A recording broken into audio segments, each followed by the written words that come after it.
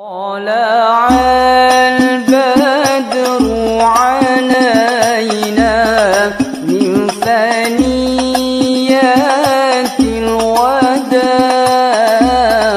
وجب الشكر علينا.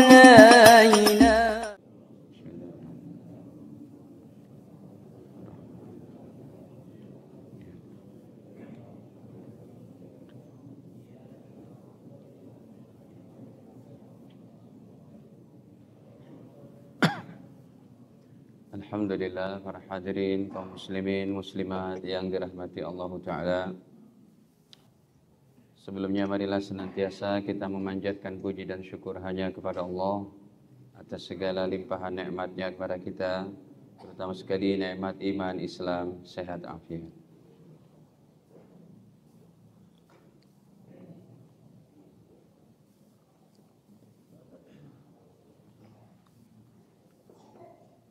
Wabil khusus kepada ayahanda Haji Martius Hamra bersama ibu dan seluruh pengurus. Pak Ketua enggak datang ya? Kurang sehat atau gimana?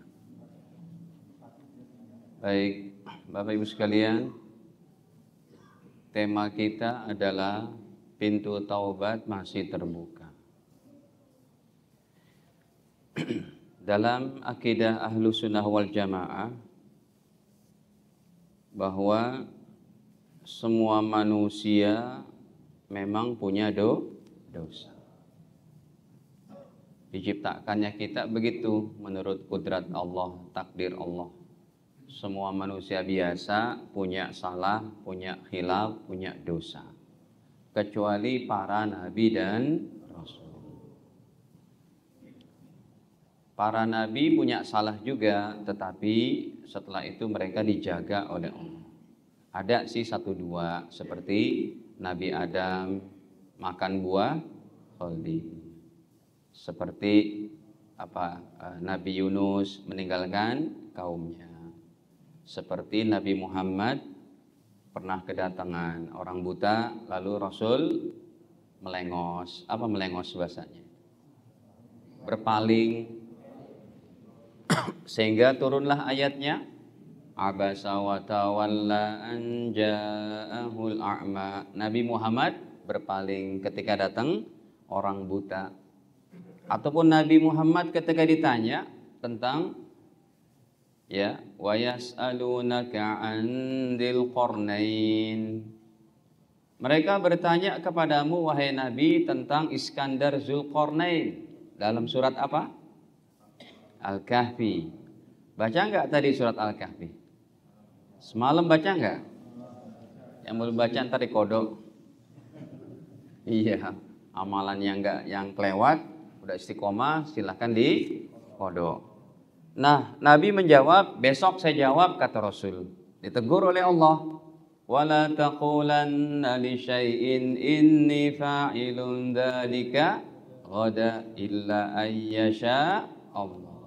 Jangan bilang besok, tapi katakan apa? Insya Allah. Makanya memang pernah seperti itu, tapi sudah tidak ada lagi. Hadirin, di dalam hadis riwayat Imam Tirmidzi, Al-Imam Ibnu Majah, baginda Nabi Shallallahu Alaihi Wasallam bersabda, tuh ya, apa kata Nabi? Kullu bani Adam khata'un. Setiap anak Adam memang punya dosa, tetapi wa khairul khata'in, tetapi sebaik-baik orang yang berdosa at-tawwabun, orang yang selalu bertaubat. Makanya di dalam surat An-Nisa pada ayat 31, kalau kita menjauhi dosa-dosa besar, dosa kecil pun terhapus.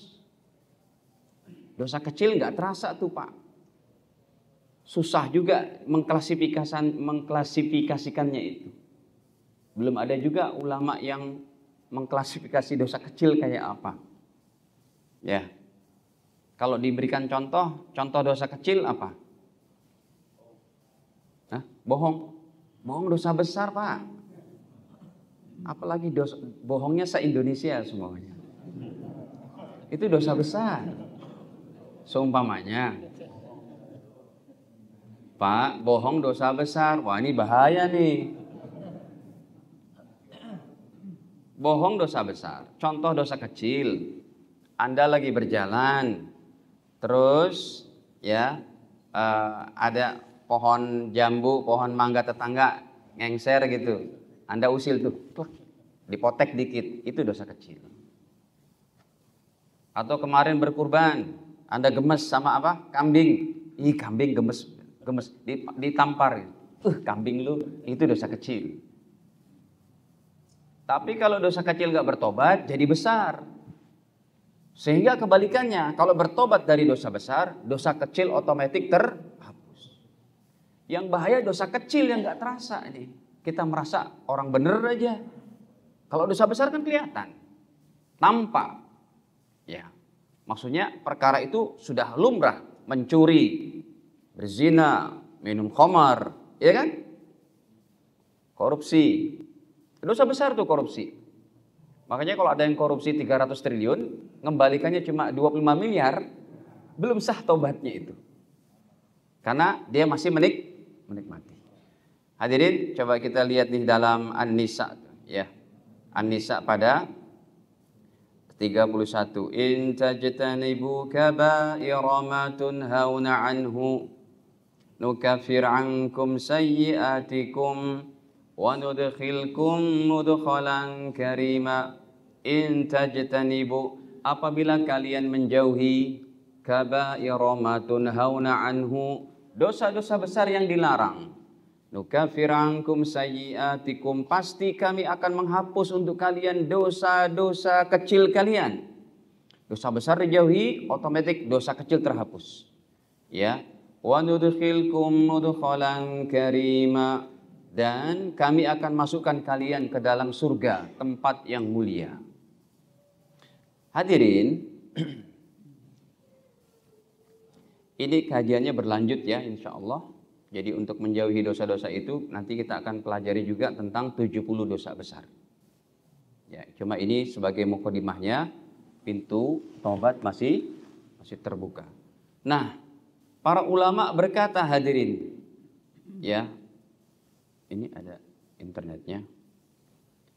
Kata para ulama bahwa qalal ulama'u, berkata para ulama, at-taubatu wajibatun, bertobat itu wajib, min kulli dzambin, dari setiap dosa. Ya, bertobat itu wajib dari semua dosa. Fa in kanatil ma'siyatu, maka apabila ada maksiatnya itu, bainal abdi wa bainallahi ta'ala, di antara hamba dan Allah Ta'ala. Dosanya pertama di antara hamba dan Allah. La tata'allaq bihaqqin adami, yang tidak ada hubungannya dengan manusia. Falaha salah satu syurutin, maka syarat bertobatnya ada 3. Ini dosa yang hubungannya manusia kepada siapa? Allah. Syaratnya ada 3, bukan manusia kepada manusia.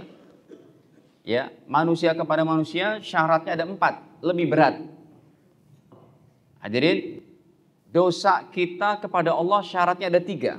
Yang pertama, ahaduha ayyukli anil maksiyah, berhenti total dari perbuatan dosanya. Ya, berhenti total dari perbuatan dosanya. Wasani, yang kedua, ayyandam ala fi'liha, menyesal telah berbuat yang tidak baik, menyesal telah mengerjakan perbuatan dosa.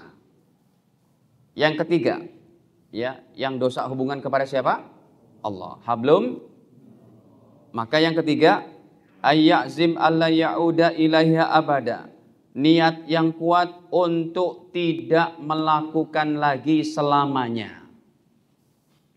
Itu syarat bertobat kepada Allah, yang hubungan dosanya kepada Allah, tidak kepada manusia. Jadi hadirin, berbuat dosa kepada Allah, cara bertobatnya lebih simpel, ya, yaitu berhenti total, menyesal, tidak mengulangi lagi selamanya. Itu yang disebut dengan taubatan nasuha. Makanya taubat nasuha itu ayatnya dari 6.000 sekian ratus ayat, cuma ada satu ayatnya. Enggak ada dua, enggak ada tiga, satu saja itu. Yang ada kata-kata apa? Taubatan nasuha, ini dalam surat ke-67 ya, surat ke-66 maksud saya, surat ke-66 surat At-Tahrim pada ayat ke-8. Allah berfirman di sini, ya ayyuhalladzina amanu tubu ilallahi taubatan nasuha. Cuma satu ayatnya nih. Ya ayyuhalladzina amanu, wahai orang-orang beriman, tubu ilallahi taubatan nasuha. Bertobatlah kalian kepada Allah dengan taubat yang nasuha, yang berhenti, menyesal dan tidak mengulangi lagi. Asa rabbukum ayyukaffira ankum sayyiatikum, maka Allah Ta'ala akan ampuni dosa-dosa kalian, akan menghapus kesalahan kalian. Wa yudkhilakum jannatin tajri min tahtihal anhar, dan Allah akan masukkan kalian ke dalam surga-surga yang mengalir di bawahnya sungai-sungai. Nah hadirin, ini ayatnya supaya kita bertobat dengan tobatan nasuha. Kemudian kalau dosanya berhubungan dengan manusia, kata para ulama, wa in kanatil ma'siyatu tata'allaq bi adami, apabila dosanya berkaitan dengan sesama manusia, sesama hamba Allah, sebutannya apa? Hablum minan nas. Maka fasyurutuha arba'atun, syaratnya ada 4, lebih berat. Hadhis salasa, yang 3 tadi. Apa yang 3 tadi? Berhenti, menyesal, tidak mengulangi lagi. Yang keempat apa? Wa ayyabra min haqqi sahibiha, minta maaf, minta halal dari orang yang kita zolimi. Ya. Fa in kanat malan, kalau berupa harta, au nahwahu atau sejenisnya, raddahu ilai, kembalikan. Ini yang tadi saya bilang.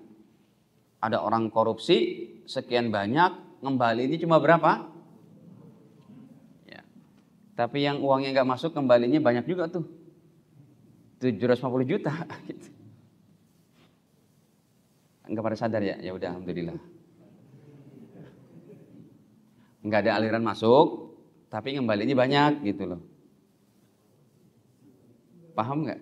Ya udah kalau paham. Ini wartawan paham. Wartawan Bank BSI. Baik, jadi kalau hubungan kepada manusia lebih berat. Pertama, berhenti total. Yang kedua, menyesal. Yang ketiga, tidak mengulangi lagi. Yang keempat, minta maaf atau mengembalikan sesuatu yang pernah kita ambil. Ada orang hadirin punya dosa sama tetangganya. Ada orang punya dosa sama manusia yang lain. Dia bertobatnya di Masjidil Haram, di depan Ka'bah, di depan Hajar Aswad, jam 2 malam, malam Lailatul Qadar. Sambil bercucuran air mata, ya Allah ampuni dosa saya udah buat zolim sama orang ini, saya udah buat salah sama orang ini. Gak bakal diterima sama Allah. Padahal bertobatnya di depan apa? Pada malam apa? Gak bakal terima. Jadi syaratnya yaitu harus dia minta maaf kepada orang yang dizolim. Makanya para ulama ahli nasihat Bapak Ibu berkata, dalam hidup ini jangan buat masalah sama Allah dan jangan buat masalah sama hamba-hamba Allah. Jadilah hamba-hamba yang baik kepada Allah dan kepada hamba-hamba Allah Ta'ala. Nah, para jamaah yang dirahmati Allah, ya. Tapi begitu, kalau seseorang itu dia memang bertobat dengan tobatan nasuha, dosa seapapun akan diampuni oleh Allah. Para jamaah, contohnya deh, ya. Para sahabat Nabi terdahulu, mereka ada yang mereka menyembah berhala, ada yang mereka berbuat begini begitu, ada yang macam-macam, ya. Bahkan Sayyidina Umar bin Khattab yang sangat terkenal. Ini kan kalau boleh dibilang mantan preman Mekah, Pak. Ya, kalau ada orang yang selek aja itu ribut sama Umar bin Khattab, mesti udah diwanti-wanti. Hati-hati. Istrimu akan jadi janda. anakmu akan jadi yatim. Saking ininya itu Umar bin Khattab, bengisnya itu. Sampai satu ketika dia berangkat dari rumahnya dengan pedang terhunus. Orang-orang pada bertanya, Umar, mau kemana kamu? Mau cari Muhammad yang ngajarin agama Islam itu. Kata orang-orang, ngapain cari Muhammad? Urusin adikmu dulu tuh. Adikmu yang namanya Fatimah bintil Khattab udah masuk Islam sama suaminya. Kata Umar, betulkah? Betul. Akhirnya gak jadi ke rumahnya Nabi Muhammad. Untuk apa? Untuk menggal leher Nabi, bayangin. Yang mau dibunuh Nabi Muhammad. Datang ke rumahnya, dia itu ke rumah adiknya. Wahai Fatimah adikku, sama suaminya. Betul kamu masuk Islam? Betul wahai Bang Umar, gitu ya. Dipukul sedemikian rupa berdarah-darah. Sampai akhirnya mereka punya satu lembaran ayat surat Toha, itu ayat kelima. Innani anallah la ilaha illa ana fa'budni wa aqimis salata lidzikri. Innani anallah, sesungguhnya aku adalah Allah. Ayat itu masuk ke dalam hati Umar bin Khattab. Disitulah beliau masuk Islam. Setelah masuk Islam, bahkan ada sahabat yang membunuh Sayyiduna Hamzah, paman Nabi. Kuburannya ada di depan Gunung Uhud. Yang sekarang dipagar itu, karena pada zaman dulu pernah terjadi banjir. Akhirnya kuburan mereka terangkat pasirnya, dan jasad mereka darahnya masih basah dan harum. Makanya dipagar sekarang, biar gak jadi fitnah. Itu yang membunuhnya namanya Wahsy. Udah dibunuh, dikerat dadanya tuh oleh Hindun. Diambil jantungnya paman Nabi, dikerat begitu, dimakan. Tetapi Allah punya kuasa. Wahsy dan Hindun yang membunuh paman dan Nabi masuk Islam. Kejahatan mereka yang mereka buat sebelum masuk Islam kayak begitu dosa-dosanya. Sampai mereka pesimis, hampir pesimis. Ya Rasul, apakah kami diampuni dosanya? Bahkan mereka ada yang menyembah berhala, Pak. Makanya kan Nabi Muhammad itu propagandanya apa? Ya ayuhan nas, wahai manusia, qulu la ilaha illallah tuflihu. Wahai manusia, ucapkanlah la ilaha illallah, kalian pasti akan berbahagia. Mereka pikirannya, jangankan Tuhan cuma satu, Tuhan kita aja ada 300-an lebih. Hajat kita belum tertuntaskan semua. Tuhan kita lebih dari 300, hajat kita masih kurang. Apalagi Tuhan cuma berapa? Satu. Logikanya begitu tuh. Akhirnya ada para sahabat yang mereka buat Tuhannya daripada kayu, dari semen, ada yang buat dari roti, disembah Tuhannya. Akhirnya pas siang hari mereka lapar, tangannya dipotek.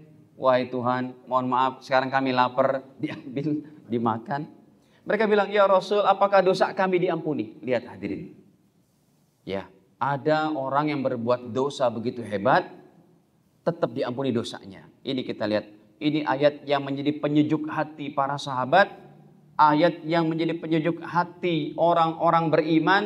Dan siapa saja yang mau bertobat sampai hari kiamat ayat ini. Coba kita lihat. Di dalam surat Az-Zumar, surat ke-39, ayat 53. Ya, Allah berfirman. Qul ya ibadiyalladzina asrafu ala anfusihim. La taqnatu min rahmatillah. Innallaha yaghfiru dzunuba jami'a. Innahu huwal ghafurur rahim. Qul, katakanlah wahai Nabi, ya ibadi, wahai hamba-hambaku, alladzina asrafu ala anfusihim, kalian atau mereka yang pernah melampaui batas dalam perbuatan dosa ke atas diri-diri mereka. Bahkan mereka minum khamrnya saat itu pakai tengkorak-tengkorak kepala manusia. Judinya mereka, Bapak Ibu sekalian, judinya adalah perut wanita yang lagi hamil dibelah. Taruhannya, ayo kita lihat bayinya itu laki atau perempuan. Ya mati dua-duanya itu. Si ibu mati, anak juga mati. Sampai begitu. Bahkan perzinaan mereka diriwayatkan oleh Imam Nawawi dalam kitabnya itu. Dari Bunda Aisyah. Perzinaan zaman dulu itu satu wanita terang-terangan. Ya. Terang-terangan untuk memanggil para laki-laki. Seperti itu kejahatan yang mereka buat. Makanya disebut Arab apa? Jahiliyah. Mereka merasa, ya Allah, apakah diampuni dosa kami? Kata Allah, wahai hamba-hambaku, kalian yang pernah melakukan dosa dan melampaui batas dalam perbuatan dosa, kata Allah, la taqnatu mir rahmatillah, jangan pernah kalian berputus asa dari rahmat Allah. Innallaha yaghfiru dzunuba jami'a, sesungguhnya Allah menghapus dosa jami'an, semuanya. Innahu huwal ghafurur rahim, sesungguhnya Allah Maha Pengampun lagi Maha Penyayang. Hadirin para jamaah yang dirahmati Allah, ya. Kemudian taubat, hadirin, akan diterima sebelum dua perkara. Ada syaratnya tuh. Yang pertama, sebelum matahari terbit dari barat. Kalau matahari sudah terbit dari barat, maka tidak ada tobat lagi.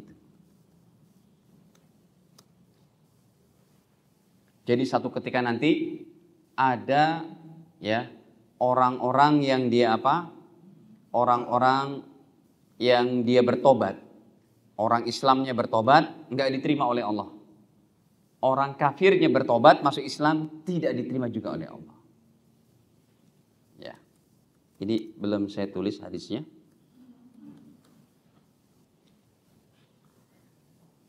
Nah, jadi yang pertama adalah syarat tobat kita diterima itu, yaitu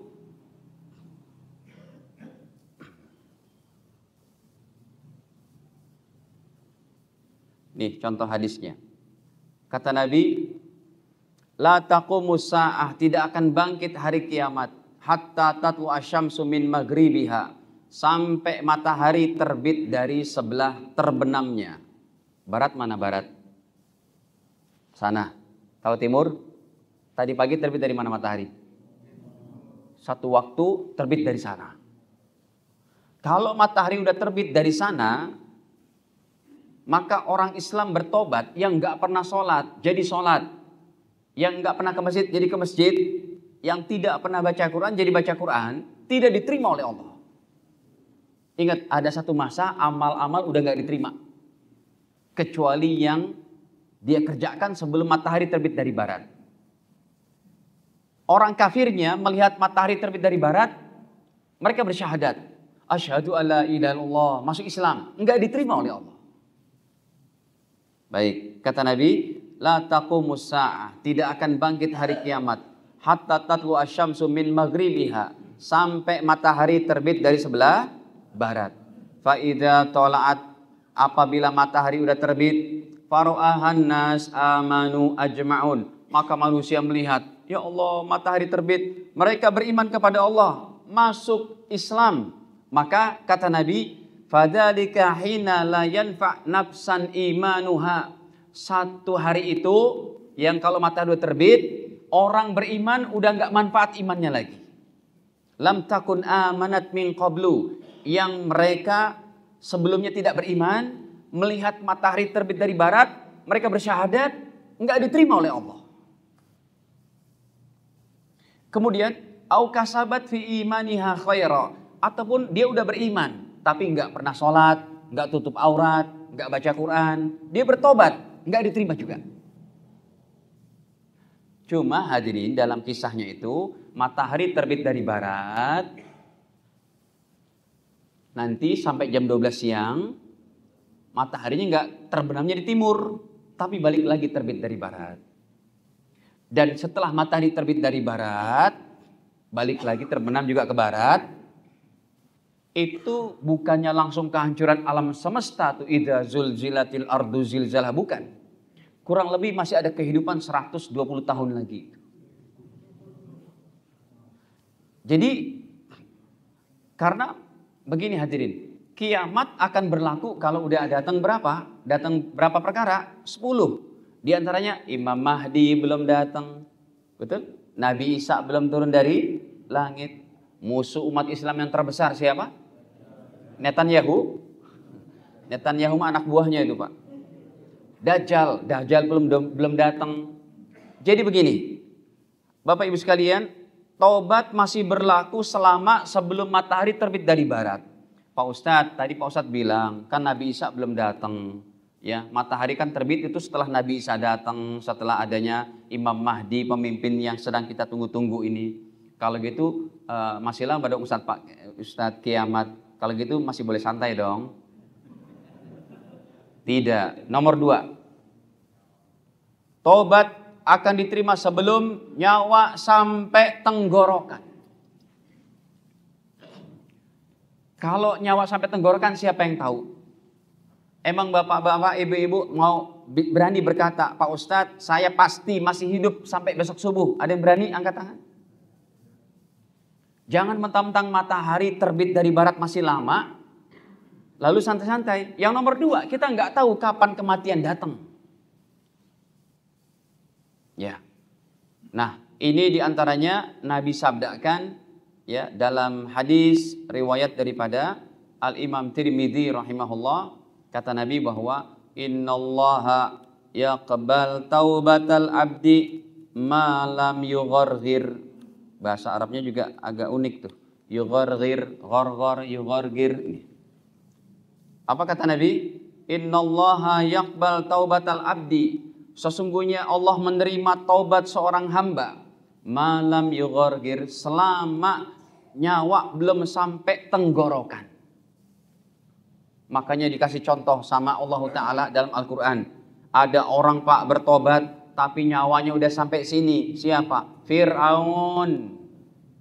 Fir'aun bertobat Bapak Ibu. Bahkan dia ngucapin la ilaha illallah. Saya orang Islam. Fir'aun. Ini coba ayatnya. Dalam surat Yunus hadirin. Surat ke-10. Pada ayat 90-an tuh. Sampai 92, 93.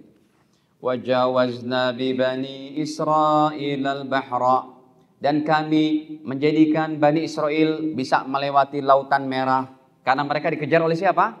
Fir'aun.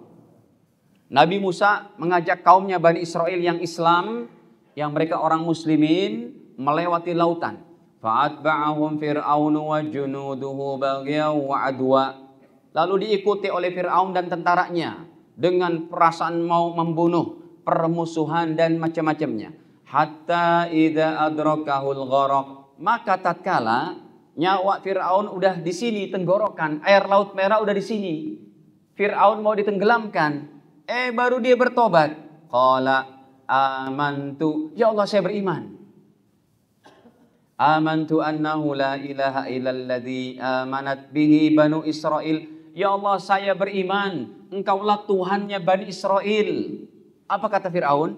Wa ana minal muslimin. Dan aku sebagian daripada orang muslim ya Allah. Kata Allah apa? Al-an. Enteun sekarang gitu ya. Kalau bahasa kitanya. Sekarang kamu bertobat. Waqad asaita qablu. Kemarin kemana aja, maksiat aja kerjaannya. Ngebunuh bayi sampai 70.000 bayi. Dikasih kesempatan, aku datangkan seorang nabi, 2 orang bahkan, Nabi Musa dan Nabi Harun. Kamunya nggak bertobat. Wa kunta minal mufsidin. Justru kamu malah berbuat kerusakan yang sangat banyak. Ayat 92-nya kata Allah, fal yauma nunajjika bi badanika. Maka hari ini saya awetkan badanmu, kata Allah. Kami selamatkan jasadmu. Makanya kalau kita ke Mesir ada yang namanya Museum Fir'aun. Jasadnya masih utuh.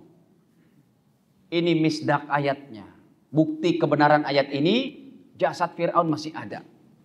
Litakuna liman khalfaka ayah, supaya jadi pelajaran bagi orang-orang yang datang selanjutnya sampai hari kiamat. Tetapi kata Allah, wa inna katsiran minan nas, tapi sayang banyak orang an ayatina, kepada ayat-ayat Allah laghafilun, mereka pada lalai. Nah, para jemaah dirahmati Allah. Jadi ini diantaranya syarat taubat seorang hamba kepada Allah. Makanya Bapak Ibu ada nih 4 macam dosa mungkin yang udah sering nih saya sampaikan. 4 macam dosa tidak akan diampuni dosanya. Semuanya kategorinya dalam mati dalam tidak memiliki iman. Ini 4 macam dosanya.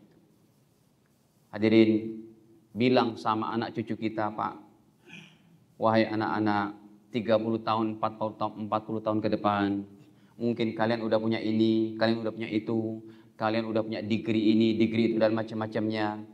Ya, ayah ibu tidak terlalu bangga dengan itu. Alhamdulillah kalau kalian memiliki. Yang menjadi kami bangga para orang tua adalah 40-30 tahun ke depan kalian masih sujud di hadapan Allah Subhanahu wa taala. 40-30 tahun ke depan kalian masih melanjutkan bacaan Quran kami. Masih memakmurkan masjid ini. 40-30 tahun ke depan kalian tetap melanjutkan daripada doa-doa kami kepada Allah sementara kami udah pada meninggal. Itu yang menjadi kepada Allah. Coba kita buka tuh daripada Ali Imran 91-nya.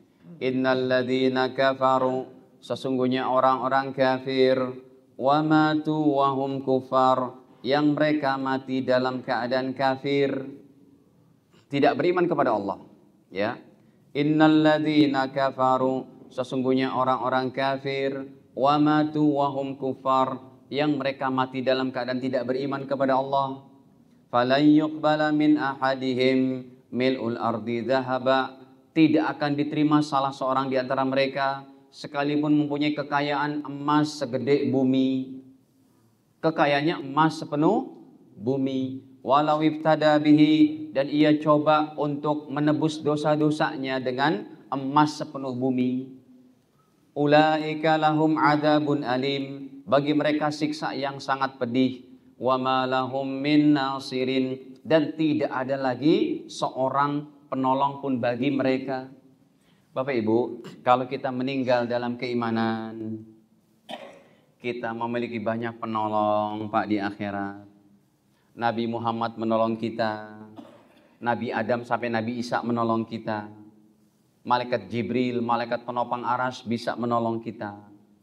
Orang tua yang soleh menolong anak cucunya, anak-anak yang soleh bisa menolong orang tuanya. Ulama-ulama, guru-guru kita yang soleh bisa menolong kita. Belum lagi sholat menolong kita, puasa, zakat, dan sebagainya.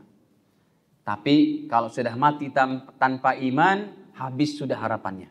Yang kedua, mati dalam keadaan musyrik. Apa definisi musyrik? Orang yang menduakan Allah. Ya, orang yang menyekutukan Allah. Kita baca tuh An-Nisa 48. Innallaha la yaghfiru an yushraka bih. Sesungguhnya Allah tidak mengampuni dosa yang namanya ayyushraka bih. Dosanya kesyirikan, enggak diampuni. Ya. Jangan Bapak Ibu datang ke dukun. Jangan datang ke paranormal. Kalau mau turun ada event besar, jangan panggil yang apa tuh muterin apa, dia keliling gitu ya. Terus di situ ada sajen, itu takutnya ada kesyirikan. Pawang hujan. Padahal ada pawang hujan yang syar'i. Saya pun bisa mengerjakan itu, maksudnya bukan menahan hujan, bukan, mengerjakan jadi pawang hujan yang syar'i. Pak Ustadz, kita akan ada event besar nih Pak Ustadz. Tolong Pak Ustadz didoakan supaya tidak turun hujan. Baik, tapi ngasih waktunya 3 minggu atau 2 minggu sebelum hari H. Akhirnya saya puasa 3 hari. Dalam 3 hari itu pun saya menghatamkan Al-Quran. Sehari berarti berapa? 10 juz. Puasa 3 hari, baca Quran 3 hari, khatam, ya, udah gitu berdoa. Ya Allah, itu pawang hujan yang syar'i. Ya Allah, hamba-Mu ini besok mau ada event besar. Tolong jangan Engkau turunkan hujan dulu ya Allah, supaya acaranya berjalan dengan lancar, dengan baik. Apalagi kalau hujannya di Bekasi, Pak, banjirnya sakmene, Pak. Banjirnya seberapa? Seleher, bayangin. Di perumahan baru itu, ya, namanya arteria apa begitu, Hill gitu, sama Nebraska gitu kan. Kesian itu. Nah, boleh pawang hujan pakai amal soleh, bukan pakai ginian di apa, diputar-putar, bayarnya ratusan juta, hujannya makin lebat. Betul nggak? Hujannya makin lebat itu. Ya, baik, hadirin yang ketiga, Jangan sampai mati dalam keadaan murtad. Ini dosa besar juga yang tidak diampuni. Na'udzubillah. Apa definisi murtad? Keluar dari Islam. Dalam Al-Baqarah 217. Wa may yartadid minkum an dinihi. Siapa orangnya yang murtad dari agama Islam? Ya, hati-hati nih Bapak Ibu sekalian, jangan sampai ya ada orang yang meyakini semua agama sama kok. Siapa bilang? Agama selain Islam itu batil dalam akidah kita. Menghormati kita kepada tetangga non-muslim itu hukumnya wajib dalam rangka bernegara. Tapi tidak boleh meyakini. Tidak boleh meyakini semua agama benar, tidak. Agama cuma satu, dari Allah Ta'ala, Islam saja. Makanya harus ada rasa sayang kepada non-muslim dengan cara apa? Doakan mereka. Coba kita lihat. Wa may yartadid minkum an dinihi. Siapa orangnya yang murtad dari agama Islam, fayamut wa huwa kafir, maka kalau matinya dalam keadaan kafir, faulaika habitat a'maluhum fid dunya wal akhirah. Mereka lah orang-orang yang amalnya habis, dunia akhirat habis. Sebab iman itu menjadi keranjang pahala. Ketika dia murtad keluar dari Islam, la ilaha illallah sudah enggak ada lagi, maka keranjang pahalanya jebol. Sehingga habitat, gugur semuanya. Tetapi kalau ada non-muslim masuk Islam, semua amal soleh yang dia pernah berbuat baik, berderma kepada fakir miskin, berkata baik, itu ditarik oleh Allah jadi segudang pahala. Kebalikannya, ada orang Islam kalau murtad habis amalnya. Orang kafir masuk Islam, amal-amal yang dulu dia pernah berbuat baik ditarik oleh Allah Ta'ala menjadi segudang pahala. Ya, maka Allah katakan, wa ulaika ashabun nari hum fiha khalidun. Mereka adalah penduduk neraka, kekal di dalamnya. Yang terakhir hadirin, orang yang mati dalam keadaan munafik akidah. Munafik akidah adalah orang yang pura-pura jadi orang Islam padahal dia orang apa?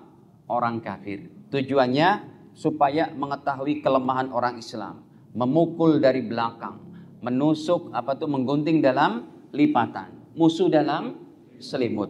Nah, hadirin, dalam An-Nisa 145, bahkan yang nomor 4 ini Bapak Ibu sekalian, dosa besarnya nggak tanggung-tanggung. Karena Allah katakan orang ini adalah nerakanya paling dalam. Coba kita lihat tuh. An-Nisa 145. Innal munafiqin, sesungguhnya orang-orang munafik, fiddarkil asfali minan nar, berada pada neraka yang paling bawah. Neraka tapi paling bawah, keraknya. Walan tajida lahum nasira, dan tidak ada seorang penolong pun. Nah, Bapak Ibu sekalian, makanya coba kita lihat lagi nih. Apa yang mau kita buat, Pak, supaya kita dulu ingat ya, pernah berbuat yang enggak baik, pernah begini begitu. Nah, itu kalau kita pernah berbuat seperti itu, jangan diadukan kepada orang, adukan kepada Allah. Minta ampun, minta maaf kepada Allah. Maka caranya selain bertobat dengan tobat nasuha, yang pertama sholat tobat setiap malam. Terutama sebelum apa? Tidur. Usolli sunnata taubah rakaataini lillahi ta'ala. Allahu akbar. Tidur. Tiap malam buat. Yang kedua, baca raja istighfar 2 kali aja. Ya, sudah pada hafal belum Bapak Ibu? Coba kita baca bareng. Allahumma anta rabbi la ilaha illa anta khalaqtani wa ana abduka wa ana ala ahdika wa wa'dika mastata'tu a'udzu bika min syarri ma sana'tu abu'u laka bi ni'matika alayya wa abu'u laka bi dzambi faghfirli fa innahu la yaghfiru dzunuba illa anta. Kata Nabi, siapa yang baca raja istighfar tuh dari Allahumma antar rabbi sampai akhir, apa kata baginda? Ya, siapa yang baca itu 1 kali pada siang hari, mukinan biha, yakin dosanya yakin dosanya diampuni dengan bacaan itu. Sudah azan? Terus gimana? Azan dulu ya. Azan dulu aja, ntar kita lanjut sejenak dengan tanya jawab. Silakan, Mas.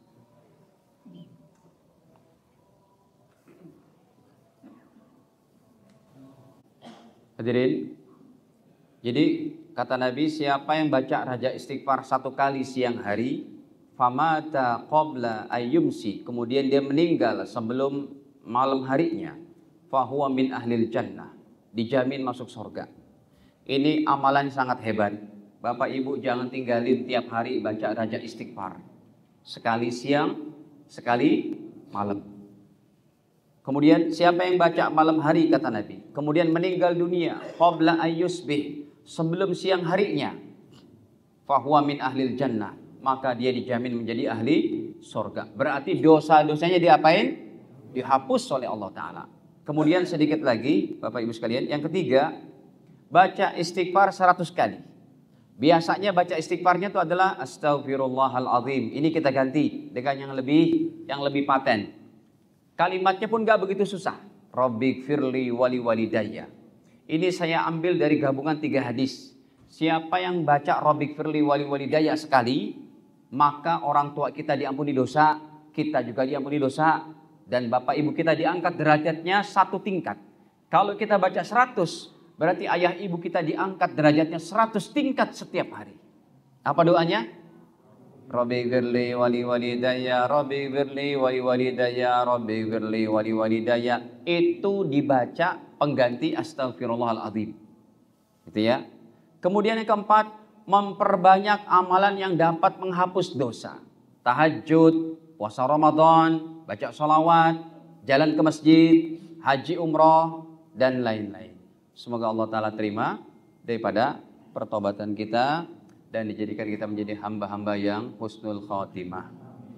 Insyaallah perjumpaan bulan depan baru kita mulai dosa besar apa saja yang harus kita hindari. Gitu ya. Baik, ada yang mau ditanyakan Bapak Ibu? Silakan. Kita selesaikan dulu sebelum sholat. Ya.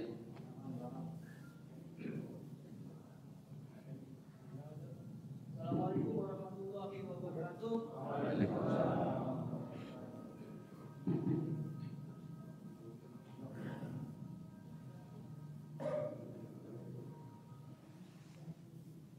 Assalamualaikum warahmatullahi wabarakatuh. Terima kasih Pak Ustaz. Terkait dosa terhadap manusia Pak Ustaz. Ya. Di perjalanan mungkin banyak dosa, entah itu hutang piutang, juga yang jual di tempat jual yang lain. Sementara orangnya ada yang masih ada dan yang sudah meninggal. Lalu agar kita tidak merasa mengganjal dan ingin menghapus kesalahan kita, apa yang harus dilakukan agar dapat ridho Allah? Gimana? Saya kok nggak paham ya Pak. Apa sih? Orang udah meninggal punya hutang. Bukan Ustaz, jadi banyak kesalahan menghutang-hutang ke orang lain di yang masalah dalamnya, juga jualin yang lain. Bagaimana yang orang itu sebagian masih ada, juga sebagian sudah nggak ada. Bagaimana kita minta keridoannya? Kita punya hutang sama orang lain udah meninggal. Ada yang meninggal, ada yang masih ada gitu. Kalau yang masih ada, wajib Anda datengin bayar hutangnya.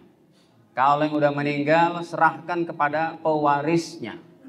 Pewarisnya udah pada meninggal juga. Serahkan kepada anak yatim atas nama si mayit tadi. Gitu. Harus mendatangi ke rumah yang bersangkutan. Iya harus. Karena satu orang punya hutang 1.000 rupiah saja, sengaja nggak mau bayar, haram masuk surga. Sekalipun dia orang yang mati syahid fi sabilillah. Hadis sahih riwayat Imam Muslim. Nabi bersabda, yughfar li syahid kullu dzambin. Dihapus dosa bagi orang yang mati gugur fi sabilillah, mati syahid, semua dosanya diampuni illa dain, kecuali orang yang mati syahid itu punya hutang. Ini dia hadisnya. Ya, kata Nabi, yughfar li syahid, orang yang mati syahid diampuni semua dosanya kullu dzambin, total semua dosanya, illa daina, kecuali hutang. Jadi kalau ada orang mati syahid, Pak, berjuang fisabilillah, bersimbah darah, tapi masa tidak berperangnya dia punya hutang dan punya duit tapi nggak mau bayar, itu nggak diterima tetap sama Allah. Yang kedua Ustaz, jadi efek dampak orang yang suka jolim sama orang Ustaz. Itu aja, makasih. Assalamualaikum. Apa saya kurang itu Pak, kurang. Akibat suka jolim, efeknya itu buat kita apa Ustaz? Efek berbuat zalim kepada orang lain. Ya jelas banyak lah efeknya Pak. Dosa di akhirat nggak bakal terbayar kecuali kita minta maaf. Pemberat masuk sorga, makin mudah kita untuk disekat-sekat untuk mulusnya jalan ke sorga mendapat ridho Allah. Jadi makanya tadi saya udah katakan, para ulama ahli nasihat berkata, jangan buat masalah sama Allah dan sama hamba Allah. Ya, ada lagi? Ada Ustaz. Assalamualaikum warahmatullahi wabarakatuh. Waalaikumsalam. Sebentar ya, ada ibu-ibu ini. Iya Bu. Saya tadi masih kurang paham Ustaz. Kata Ustaz, setelah matahari terbit dan terbenam dari arah barat, nanti kita ada kehidupan 120 tahun lagi. Di kehidupan itu berarti kan udah tertutup tuh, yang dosa tetap berdosa, yang beriman tetap beriman. Sementara ada dalilnya kan kalau nafas masih di tenggorokan masih bisa bertobat. Itu maksudnya gimana ya Ustaz? Terus agama Islamnya berarti udah nggak ada rahmat lagi tuh. Apa nggak dengar yang kedua? Yang kedua apa? Yang kedua, Apa pertanyaan keduanya? nggak ada Ustaz, masih bersambungan itu. Oh, Masih bersambungan. Yang maksud saya itu setelah 120 tahun itu, apakah yang berdosa tetap berdosa, yang beriman tetap Iya. beriman? Ibu, yang dimaksud dengan nyawa sampai tenggorokan, ya, itu adalah orangnya udah sakarat maut, lalu bertobat, nggak diterima sama Allah, kayak Fir'aun. Makanya tobatnya sebelum sakarat maut. Yang kedua tadi, yang pertama Anda katakan bahwa setelah matahari terbit dari barat, itu dikumpulkan oleh para ulama hadis, masih ada kehidupan kurang lebih 120 tahun lagi. Itu nggak pasti, cuma perkiraan para ulama. Artinya, bukannya setelah matahari terbit dari barat, langsung hancur alam semesta, kiamat. Enggak, masih ada kehidupan. Cuma iman ibadah mereka stagnan saja. Yang taat udah begitu diterima oleh Allah. Yang nggak taat, dia menambah ketaatannya nggak diterima. Yang orang kafir bertobat nggak diterima. Tampaknya dia tetap ibadah, tapi nggak diterima sama Allah. Makanya tadi saya bilang syarat bertobat ada dua. Yang pertama sebelum matahari terbit dari barat. Kalau udah terbit dari barat, orang Islam bertobat nggak diterima, orang kafir bertobat nggak diterima. Orang Islam bertobatnya berarti dia dulunya nggak ibadah, kemudian beribadah, nggak diterima. Orang kafirnya bertobatnya apa? Masuk Islam, nggak diterima juga. Gitu, bisa dipaham? Ya, terus apa lagi? Ayah dulu sebentar. Ini tumben ibu-ibu banyak nanya nih.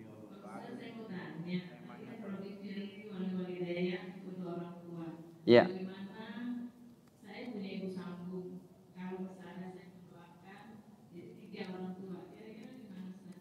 Ya, ini bagus nih. Punya ibu sambung ataupun ada mertua, begitu kan? Lalu kita mau doakan semuanya tuh. Kita mau doakan semuanya, maka hadirin lafadznya pas kita mau dzikirkan diniatin aja untuk semuanya, lalu kita rubah jadi Rabbighfir lana wali walidina. Udah segitu aja. Maksudnya saya ngasih dzikirnya yang pendek supaya gampang diamalin. Karena dibaca berapa? 100. Jadi kalau niatkan untuk banyak orang, untuk mertua, untuk ini, untuk itu, bukan untuk mantan ya Pak. Maka ucapkan aja Rabbighfir lana wali walidina.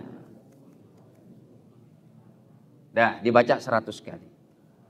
Kalau Anda niatkan hanya untuk orang tua, cukup yang tadi Rabbighfirli wali walidayya, Rabbighfirli wali walidayya. Ini hebat banget.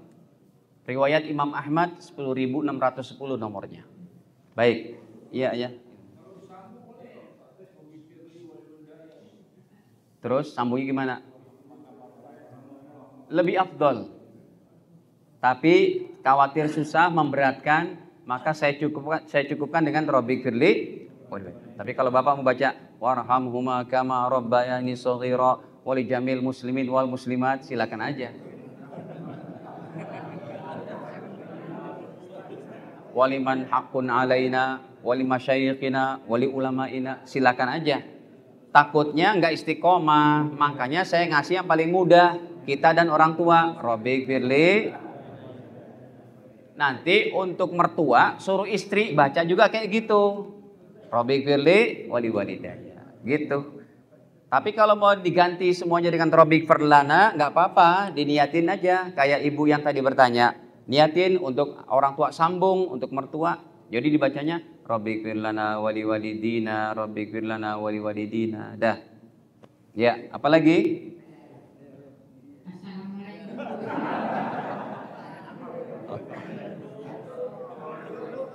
Tiga kali aja diselak. Iya Bu. Ini Apa hukum orang yang bertobat dari dosa kemudian melakukan dosa yang sama? Lalu yang kedua, apakah sholat termasuk salah satu kita bertobat? apa? Yang kedua apa Bu? Apakah sholat salah satu syarat kita bertobat? Ya. Bagus nih pertanyaannya. Yang nomor 1, hukum orang tobat kemudian kembali lagi berbuat dosa. Maka kata para ulama tidak sah bertobatnya. Harus berhenti apa? Total. Coba sebutin, kita ulang. Bertobat kepada Allah ada berapa syaratnya? Yang pertama, berhenti total. Yang kedua, menyesal. Yang ketiga, tidak mengulangi lagi. Kalau dosanya kepada manusia ada berapa syaratnya? Apa yang pertama? Berhenti total. Yang kedua, menyesal. Yang ketiga, tidak mengulangi lagi. Yang keempat, minta maaf dari orang yang kita zolimi. Gitu Ibu pertanyaannya, jawabannya. Kalau ada orang bertobat mengulangi lagi, berarti tobatnya masih tobat sambel. Tahu tobat sambel? Pedas. Besok ngulangin lagi. Yang kedua, nah ini bagus nih. Apakah sholat menjadi syarat bertobat? Iya. Nih hadisnya. Riwayat daripada Imam Tirmidzi. Baginda Nabi SAW bersabda, Man yuznibu zamba, siapa orangnya yang buat dosa, kemudian dia berdiri ngambil wudu dan sholat 2 rakaat dan minta ampun kepada Allah, maka diterima dosa pengampunannya. Ini lihat nih tuh.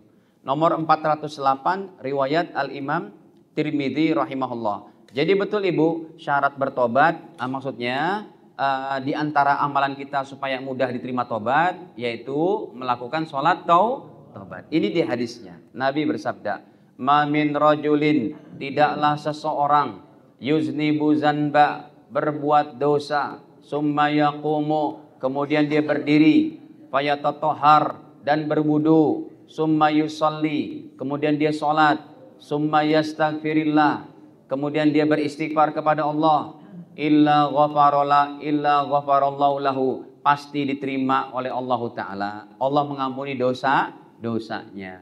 Jadi bagus sholat tobat, nggak apa-apa dikerjakan tiap malam. Ya, silakan. Waalaikumsalam. Yang pertama mengenai waktu sholat taubat. Biasanya saya kan dikerjakan setiap setelah sholat tahajud. Jadi kalau dari keterangan Ustaz tadi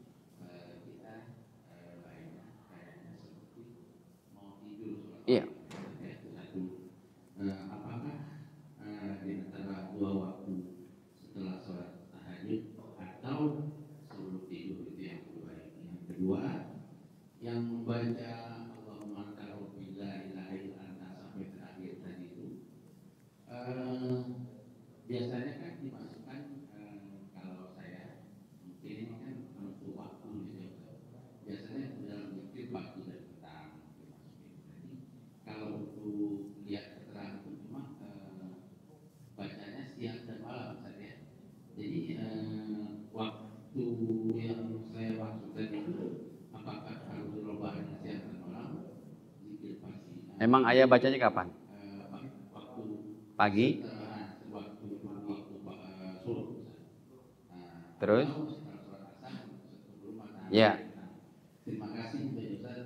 Assalamualaikum warahmatullahi wabarakatuh. Waalaikumsalam. Yang pertama, waktu sholat taubat setelah tahajud boleh juga. Tapi saya memilih sebelum tidur. Kenapa? Khawatir kita pas tidur nggak balik lagi ke dunia. Tapi sudah sholat taubat. Makanya dilakukan sebelum tidur. Tapi kalau sholat tahajud nggak apa-apa juga. Cuma khawatirnya pas kita niat mau tahajud, mau sholat taubat, lewat duluan umur kita. Kan enak tuh kalau kita meninggal memang sudah sholat duluan. Jawabannya, menurut pribadi saya lebih baik sebelum tidur. Ya, iya, seperti itu. Khawatirnya supaya kalau kita emang Bapak Ibu emang kalau Anda tidur Anda masih yakin bisa bangun? Itu anugerah Allah tuh. Setiap kita tidur nyawa kita dipegang sama Allah. Nyawa kita melar dari ujung hidung kita keluarnya. Dipegang sama Allah Ta'ala. Terus kata Nabi, kalau Allah berkehendak dikembalikan. Berarti kita bangun tuh. Kalau enggak lepas meninggal dunia.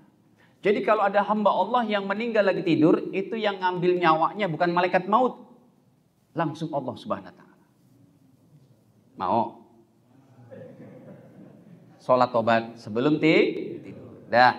Yang ketujuh, raja istighfar. Nah, kita lihat dulu lagi hadisnya. Jadi kita cermati dari hadisnya tadi ya, ayah gitu. Jadi kalau saya lebih memilih yang tadi sudah kita bawakan. Karena sabda Nabi-nya begini. Wa man qalaha minan nahar. Siapa yang baca siang hari sekali. Yang keduanya, wa man qalaha minal lail. Siapa yang bacanya pada malam hari sekali. Jadi kalau habis asar belum masuk malam. Sekalipun enggak apa-apa juga tapi kurang afdol. Kecuali kalau ayah bacanya setiap habis sholat 5 waktu. Berarti dapat berapa sehari semalam? Siang malam dapat nggak? Itu lebih afdol. Ingat, Rasul cuma perintahkan berapa kali? 2. Siang malam. Tapi kalau Bapak Ibu takutnya kelupaan, udah baca aja setiap habis sholat. Kalau sholat malam itu sholat siang zuhur asar. Sholat malam subuh, kemudian apa? Maghrib isya. Dapat semuanya. Bahkan kita baca bukan 2 kali saja. Tapi berapa? Udah lebih daripada target. Targetnya cuma 2. Cuma ini kalau nggak dibiasain takutnya lalai. Apalagi hari-hari Anda makannya kebuli, soto, kayak enakan makan tidurnya pun jadi kelupaan itu. Ya, makanya habis sholat aja dibaca deh. Cukup? Nggak ada lagi? Masih ada? Udah nggak usah pakai itu Pak, pakai itu, langsung aja. Waalaikumsalam.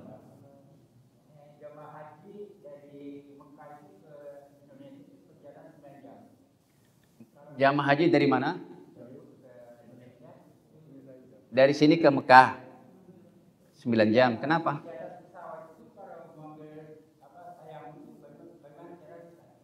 Bapak, tayamum di pesawat dalam madhab mu'tamad Imam Syafi'i tidak ada tayamum di pesawat.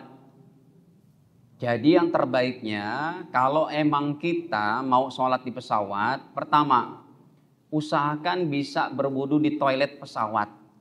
Tapi kalau ketahuan pramugarinya insya Allah dimarahin. Gak boleh Pak. Tapi kalau Anda bisa hati-hati, ya air supaya nggak tumpah, betul-betul ngerti gitu. Saya biasa itu, diam-diam aja gitu. Ya, dan itu airnya nggak habis, banyak gitu ya. Nah silakan. Yang kedua, kalau saya nggak bisa Ustadz, mau sholat tapi nggak bisa wudu juga. Jawabannya, sholat sejadi-jadinya, itulah disebut sholatnya menghormati waktu, lihurmatil waktu, menghormati waktu. Nanti sampai Jeddah, sampai Mekah diulang atau dikodok. Begitu. Saya sih tidak sependapat dengan orang yang mengajarkan bertayamum dengan kursi pesawat. Tidak sah, karena tidak ada materialnya. Ini aja tidak steril, nggak ada debunya nih. Kecuali kalau antum pakai bumper mobil saya tuh. Ada, coba aja. Itu suci debunya tuh. Debu yang ada di bumper itu, debu-debu jalanan tuh suci. Jadi kalau mau coba silakan Pak, ke bumper dulu. Kalau kursi pesawat kita ginikan tidak ada material debunya, tidak sah. Ini pendapat yang muktamad. Makanya ada seorang ahli fikih saya saksikan, dia bawa debu dari darat ke kabin pesawat. Ketahuan pramugari dimarahin, ini kok debu untuk tayamum. Enggak usah gitu juga, ya. Jadi kalau Anda mau tetap sholat di pesawat, ya, tetap tayamum dengan kursi pesawat, nanti sholatnya tetap dikodok kalau udah sampai Makkah atau sebaliknya. Ini saja dapat kami sampaikan, kekurangan dimaafkan. Semoga Allah Ta'ala mudahkan kita untuk menjauhi daripada dosa-dosa ini dan juga mengamalkan kebaikan-kebaikan. Kita akhiri dengan kafarah majelis. Subhanakallahumma bihamdik, asyhadu an la ilaha illa anta astaghfiruka wa atubu ilaik. Wassalamualaikum warahmatullahi wabarakatuh. Nggak harus 3 juga.